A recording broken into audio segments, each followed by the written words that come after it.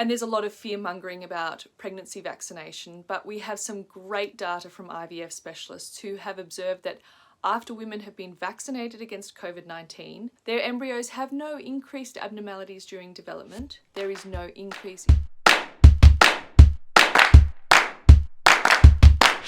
Hi again, it's Dr. Emily Isham from Rare Cancers Australia.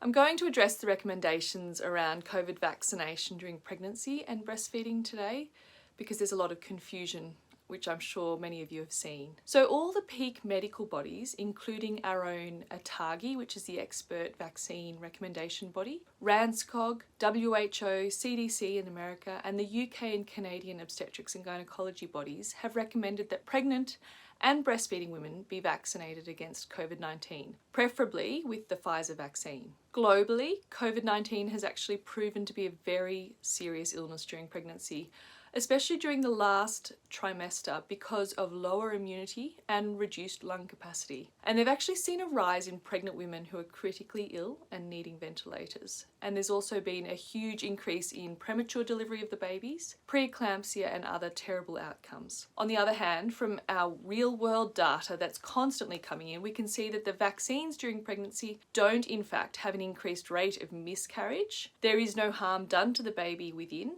and best of all, the baby gets passive immunity. And there's a lot of fear-mongering about pregnancy vaccination, but we have some great data from IVF specialists who have observed that after women have been vaccinated against COVID-19, their embryos have no increased abnormalities during development. There is no increase in embryo failures and no increase in failure of implantation, which is very reassuring about the long-term effects of vaccines, if you think about it, because if there's no change in the development of a baby at such an early stage under the microscope, then there's not going to be any long-term damage from these vaccines.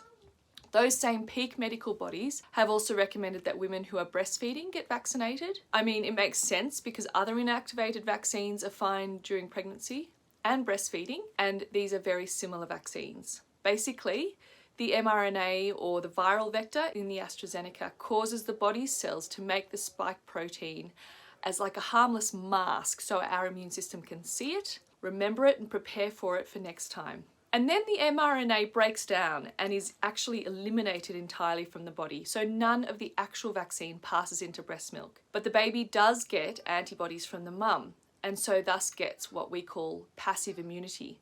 And that also then contributes to another member of the herd being vaccinated and contributes to herd immunity. So I've actually got lots of peer-reviewed journal sources with evidence if you're at all uncertain and you want to get in touch with your questions. So go ahead and get in touch and I'd be happy to try and answer them. All right, I hope that clears up some confusion. I'll see you next time.